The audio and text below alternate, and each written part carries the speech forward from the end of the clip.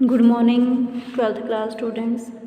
बेटे बिज़नेस के 4 चैप्टर्स हमने कर लिए थे। आज हम शुरू कर रहे हैं 5th chapter organising.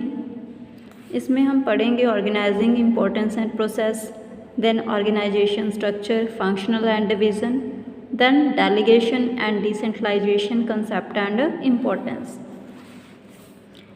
Organising importance and process. Organizing concept. Meaning of organizing. After having decided about the first function of management, planning, managers are responsible for designing an organization structure. जो फर्स्ट फंक्शन है management का planning, उसके बारे में सोचने के बाद managers organisation structure design करने के लिए रिस्पॉन्सिबल होते हैं। We call this function organizing. इस फंक्शन को हम ऑर्गेनाइजिंग बोलते हैं। It includes the process of determining what activities are to be conducted. इसको हम बोल सकते हैं एक प्रोसेस जो डिटरमाइन करती है कि कौन सी एक्टिविटीज़ को कंडक्ट करना है। How the activities are to be grouped, कैसे एक्टिविटीज़ की ग्रुपिंग करनी है। How responsibility and authority are to be delegated, कैसे रिस्पॉन्सिबिलिटी एंड अथॉरिटी को डेलीगेट किया जाएगा। And who reports to whom, और कौन किसको रिपोर्टिंग करेगा, मतलब अपने वर्क के लिए कौन किसको रिस्पॉन्सिबल होगा। Definitions of organising. Different scholars have given different views about the meaning of organization. According to Hannay, organization is harmonious adjustment of specialized parts for the accomplishment of some common purpose or purposes. Organization harmonious मतलब एक समान, adjustment है specialised parts की किसी common purpose को accomplish करने के लिए, पूरा करने के लिए, या एक से ज़्यादा कॉमन पर्पसेस को पूरा करने के लिए। According to Haimann, organization is the structural framework.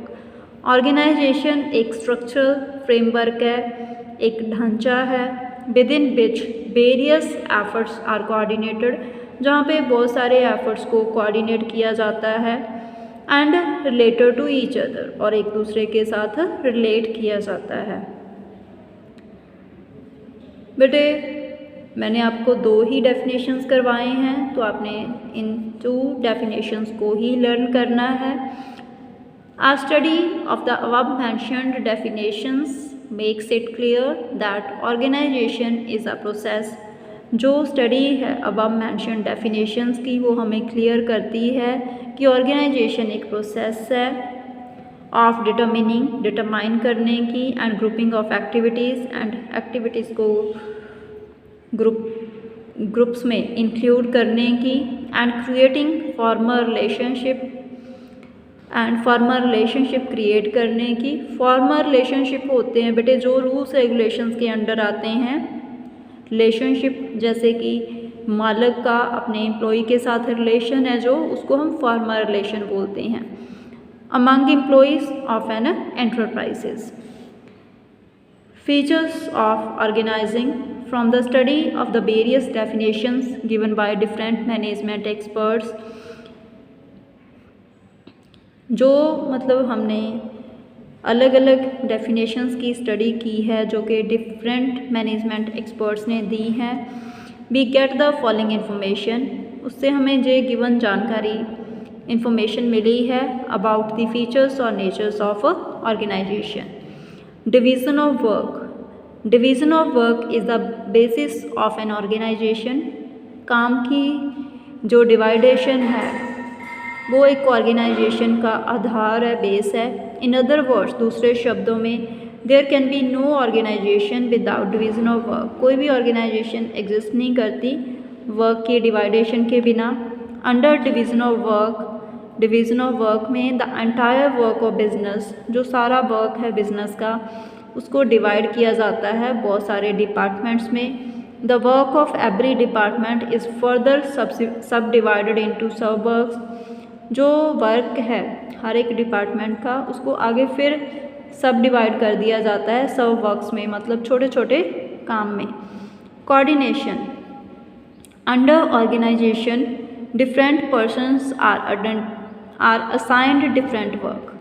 Organisation में अलग अलग लोगों को अलग अलग काम दिया जाता है, but the aim of all these persons, जो उद्देश्य होता है इन सभी पर्सन्स का वो सेम होता है।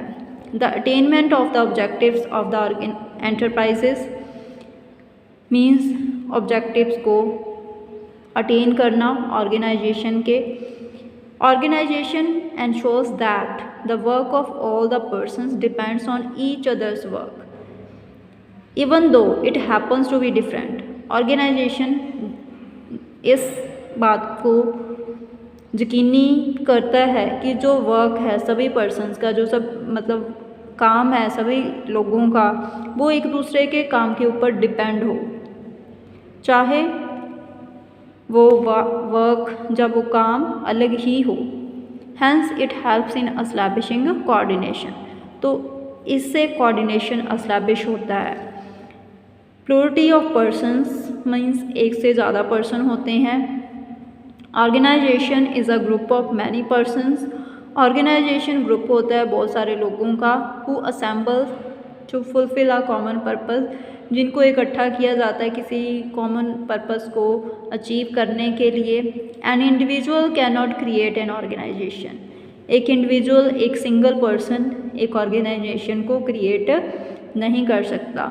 Common objectives there are various parts of an organisation. बहुत सारे पार्ट्स होते हैं एक ऑर्गेनाइजेशन के विद डिफरेंट फंक्शंस, जिनके अलग अलग काम होते हैं टू परफॉर्म करने के लिए। But all move in the direction of achieving a general objective. But सारे एक ही डायरेक्शन में मूव करते हैं साधारण ऑब्जेक्टिव्स को अचीव करने के लिए। Organisation is a machine of management. Organisation is considered to be a machine of management. Organisation को मशीन माना जाता है मैनेजमेंट की। इट इज़ दैट मशीन, जो वो मशीन है in which no part can afford to be ill fitting और non functional, जिसमें कोई भी पार्ट है जो वो गलत फिट नहीं होता, जो नॉन फंक्शनल नहीं होता, मीन्स कोई भी ना काम करने वाला व्यक्ति नहीं होता इस मशीन में। दूसरे शब्दों में, if the division of work is not done properly, अगर काम की डिवाइडेशन प्रॉपरली ना की जाए और posters are not created correctly, और पोस्टर्स को करेक्टली क्रिएट ना किया जाए, the whole system of management collapse. तो सारा जो सिस्टम है मैनेजमेंट का वो कोलैप्स हो जाएगा, ख़त्म हो जाएगा। बेटे इसी के साथ आपका जो फर्स्ट पार्ट था चैप्टर 5 का वो कंप्लीट है। Thank you.